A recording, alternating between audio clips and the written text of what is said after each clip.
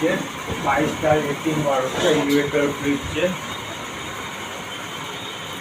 હવે આ તમારું ઇન્વર્ટર ફ્રીજ છે। હવે આવ્યા જે છે 40 બરફ જમવાની રહેશે।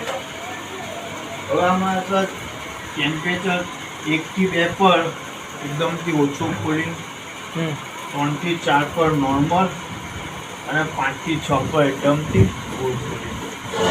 હવે તમે સમજો કે અત્યારે ચોમાસું ચાલે તો તમે 3 યા 4 ઉપર મૂકી શકો છો। અહીંયા બરફ એવું જમી જાય તો આ તમે ડિફ્રોસ્ટ કરશો ને તો બધો બરફ પીગળી જશે।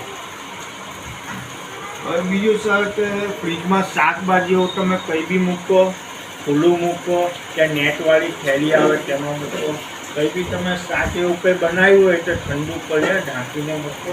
અને આપણે જે પ્લાસ્ટિક બિછાવીએ તે નહીં બિછાવો તો સારું રહે।